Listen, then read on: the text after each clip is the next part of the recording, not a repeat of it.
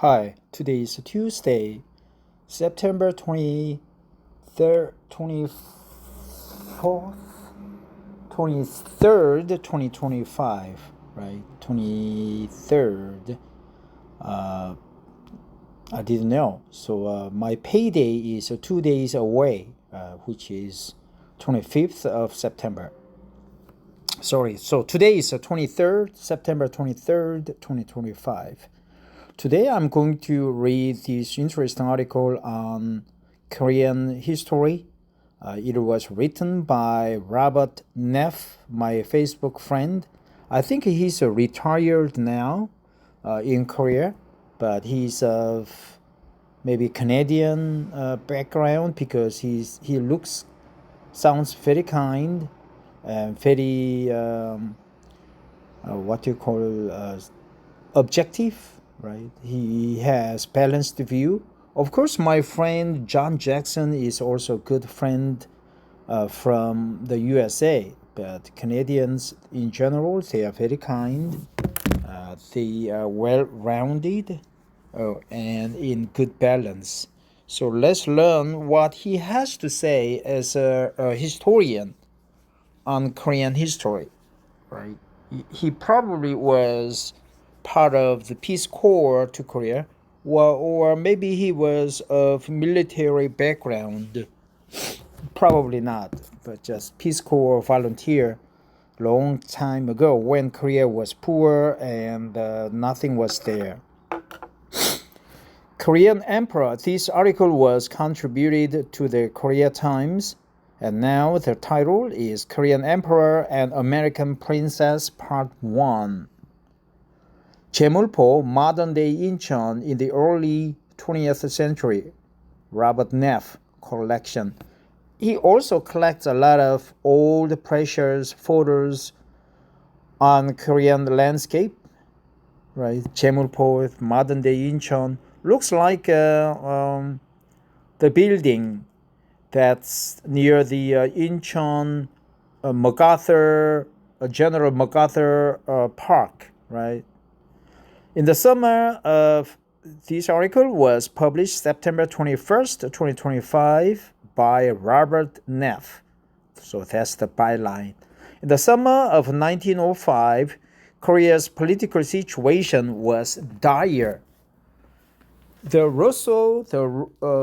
Russo-Japanese War ended on September 5th with the signing of the Treaty of Portsmouth, but Korea's continued existence as an independent country was in jeopardy. Its military was weak, and though it had treaties with several foreign governments, it was doubtful that any would come to Korea's aid in its hour of need. What Korea desperately needed was a popular figure in the West who could champion its cause, especially to the American president.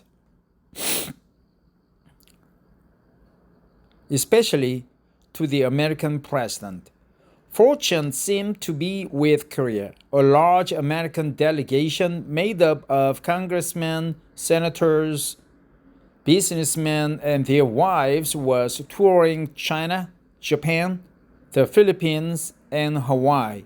Part of the group planned to visit Korea.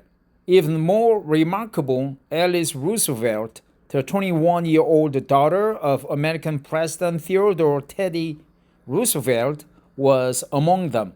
She and her party were scheduled to arrive at Jaemulpo, modern-day Incheon, on September 19th. According to Willard D. Strait, the 25-year-old American vice consul in Seoul, the Koreans were desperate and grasping at anything that might save them. To their jaundiced imaginations, the Roosevelt party looked like a life preserver. Emperor Gojong was determined to make a favorable impression upon Alice Roosevelt, who was often called the American Princess in the press, in hopes she might secure for Korea a measure of American sympathy, right? Jaundiced imagination, right? Jaundiced, 황달, right? It's a filtered, it's a blurred, it's the color has changed or defaced, right? Jaundiced imagination. Preparations for her arrival were made immediately and at great cost.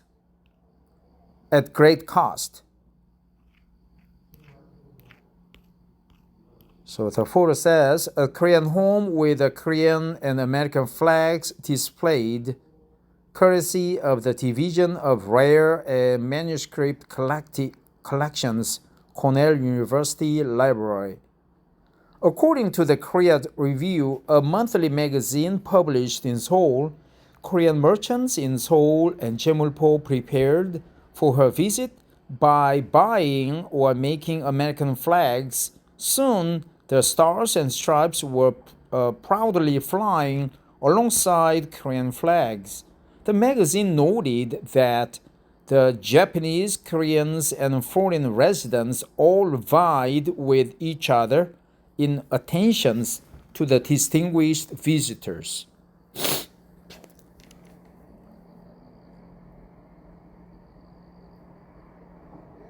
Right?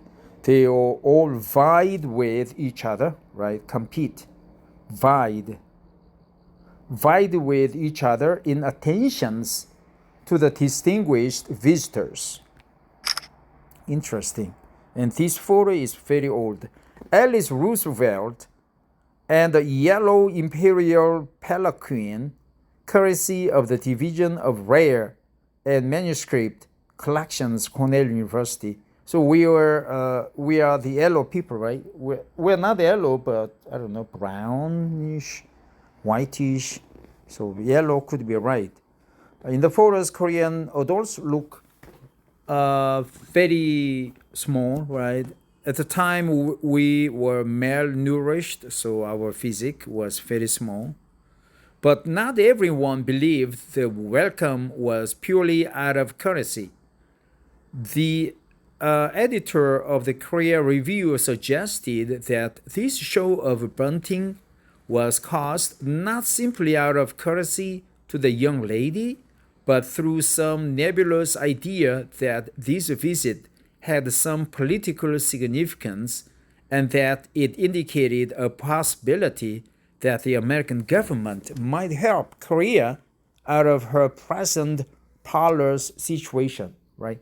Parlous, dangerous parlous. I'll look it up later, right? Parlous situation. Bunting. What is bunting? Bunt. We know the bunting in the baseball, right? This bunting, probably of the same background. Bunting. Yeah, I've encountered the words several times, but I cannot put my fingers on its exact meaning. In that case, right, we go to the dictionary. Bunting. Bunting. Brown or gray European passerine bird with a short snout that feeds on seeds. Cloth used to decorate streets during holidays. Fabric used to make flags. Action of slowly hitting a ball. Yeah, that's right, a bunting. But also it means cloth. So Koreans use the cloth to make American flags to welcome American Princess Alice Roosevelt. So the material cloths are called bunting or bunt. Act of hitting a baseball gently, push, butt as with a head or horns, push, butt, ram, hit softly, bunting, right? Bunting, so that's the bunting. Longman, right? Longman is good dictionary. Bunting. Well, bunt. Parlors. I look for, sounds like a, yeah. But are used very rarely, right? Parlors. Damn, advertisement. So I'll go to parlors, right? Parlors. Dangerous, risky, perilous, right? Parlors. Let's focus on the pronunciation, the word. But not everyone believed the welcome was purely out of courtesy. The editor of the Korean Review suggested that this show of bunting was caused not simply out of courtesy to the young lady, but through some nebulous idea that this visit had some political significance and that it indicated a possibility that the American government might help Korea out of the present parlor situation. The preparations did not all go smoothly. The initial plan was to convey the delegation by the special train, the emperor's own private train car, from Jeonbuk to Seoul, where they would be met at the station by a welcoming party. An imperial carriage drawn by 2 grand black horses and attended by 4 men in brilliant red uniforms was to be placed at Roosevelt's disposal. Unfortunately, a problem was soon discovered. The attendants were too large for their uniforms. Really? In his personal correspondence, Straight sheds light, or rather shade, on the conditions of the imperial stable. He claimed that of the many horses the emperor had purchased only a few years earlier, just 6 remained. The rest, he alleged, had been eaten by hungry stablemen.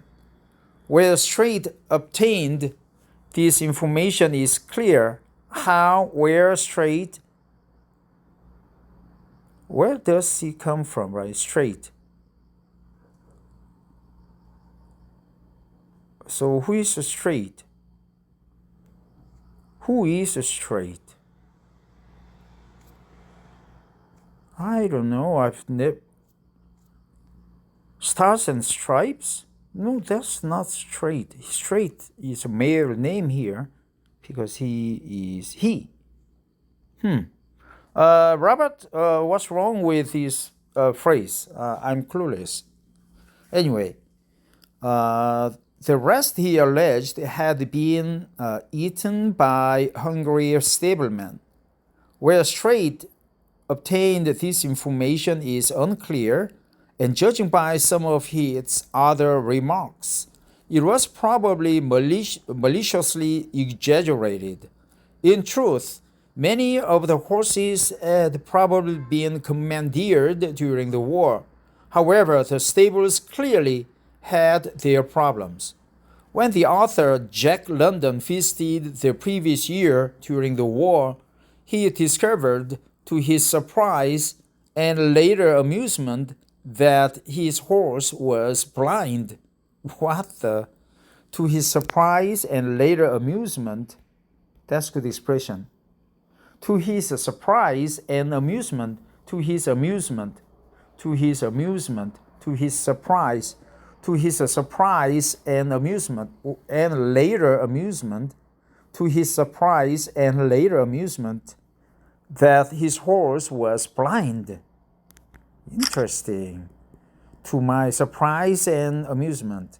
The caption under the photo says, Korean children stand with Korean and American flags, courtesy of the Division of Rare and Manuscript Collections, Cornell University.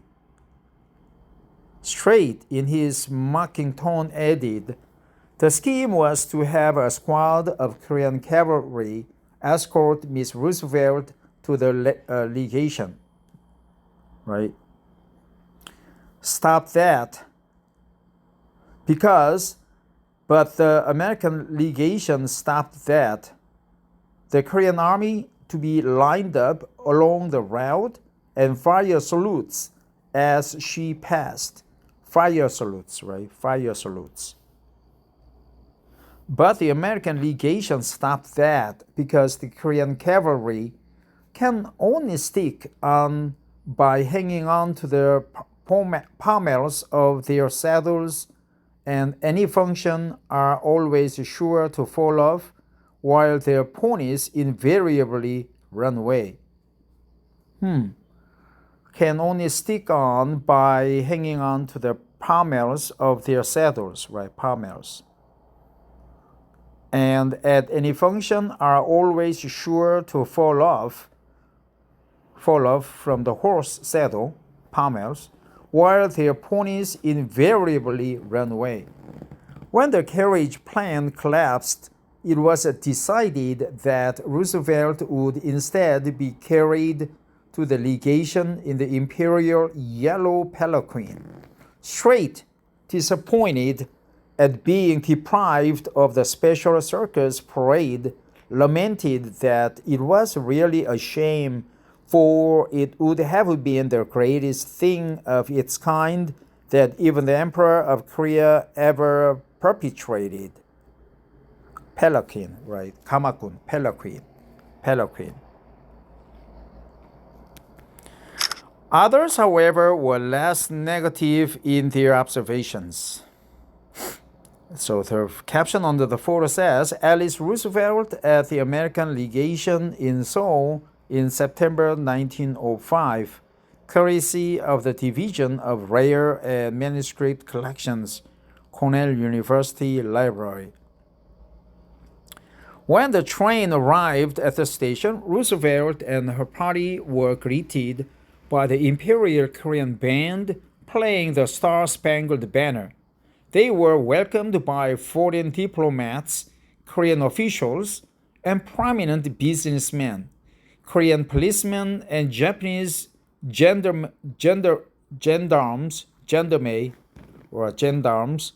I'll look up the word later because I need to hurry a little bit. I don't want to stop and go through the toil of looking up the dictionary for you.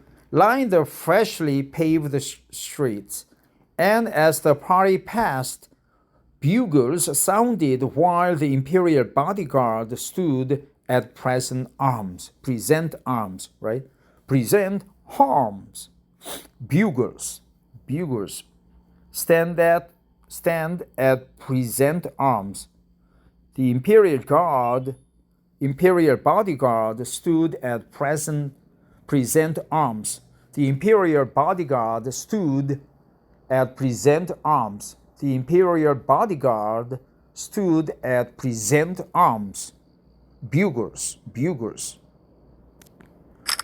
As in Jamalpur, most of the houses in the city had been decorated with Korean and American flags, some of the latter lacking an occasional star or stripe, or showing somewhat of a variety in color, but all bearing evidence of uniform desire to honor the nation's guest, one observer noted. Uniform desire, right? Uniform desire. Unanimous desire. Uniform desire. Collectively all agreed upon desire. Years later, Roosevelt recalled her arrival in Seoul. The streets of Seoul were crowded with white-robed Koreans and lined with imperial bodyguard. An imperial yellow chair was provided to take me from the station to the legation, escorted by men carrying lanterns on long poles. Palanquin. Our passage was heralded by the bugles of the troops. Mrs. Newland and I stayed at the legation, the others at a sort of guest house of the palace on the other side of the compound wall. After such a long day of travel and the excitement of her welcome, it is likely she retired early that evening. The following day, however, would begin her brief stay in the land of the morning calm, which, as we shall see in the next article, was marked by contradictions and lies. Marked by contradictions and lies. That's a good expression. Was marked by marked by contradictions and lies. My sincere appreciation to Diane Nars for her assistance and for allowing me to use one of her images. I would also like to express my thanks to Cornell University Library and its online collection of Willard D. Strait's photographs and postcards. William D. Strait, right? So, was marked by contradictions and lies, but I would like to go to the dictionary and we looked up parlors, right? Palmel, round upward projection of saddler, hilt of a sword.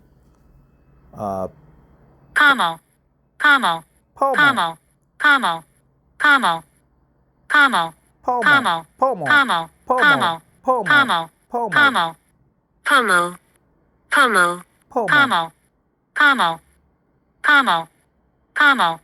Sounds like a camel to me. Pommel, pommel.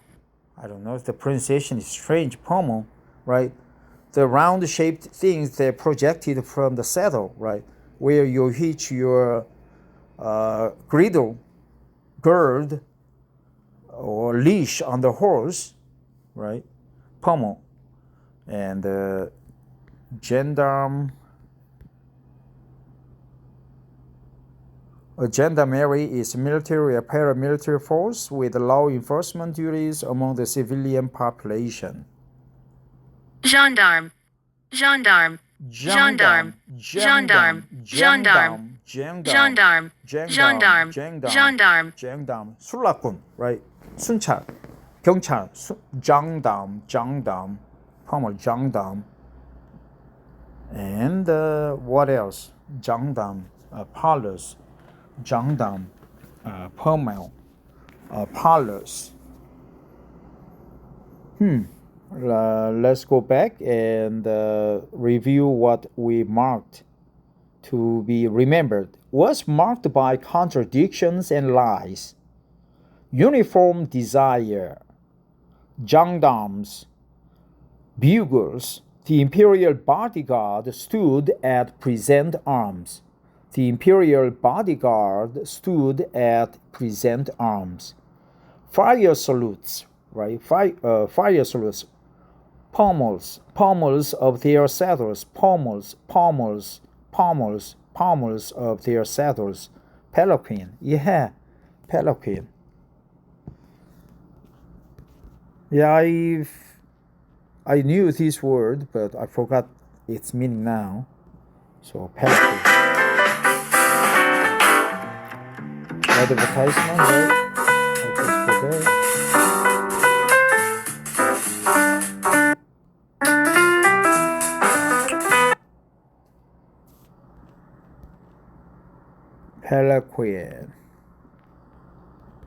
Palanquin.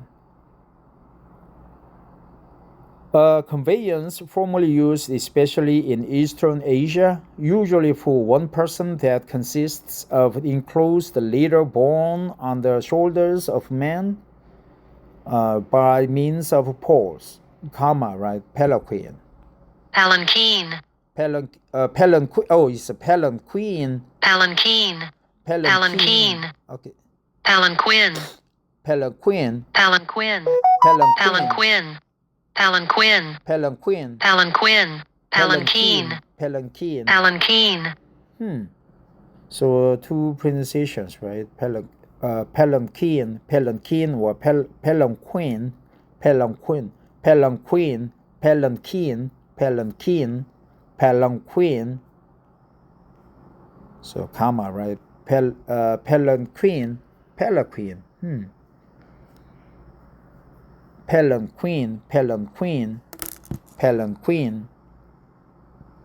So it has N in it.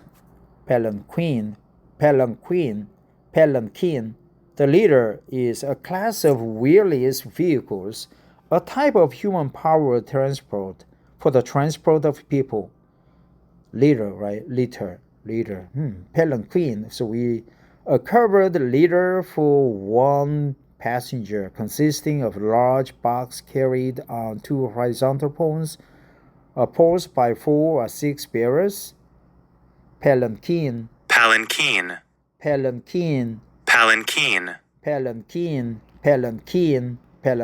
So litter, right? Litter.